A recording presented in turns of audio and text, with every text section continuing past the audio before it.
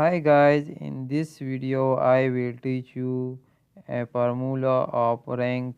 So here we can see that the name are given and the marks are also given. So with the help of marks we can find the rank.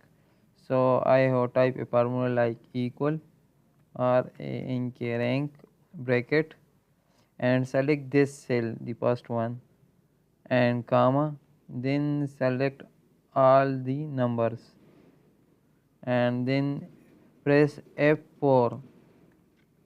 Here we can see that the G4 and G18 are changed into dollar. So and then bracket close and enter. Here we can see that the 88 mass rank is 4. So drag this formula to all. Here we can see that the 99 marks the rank is passed. 191 marks is 3, and here we can see that the 5 marks is rank is 15. So using this formula to finding the rank with respect to your numbers. Thank you.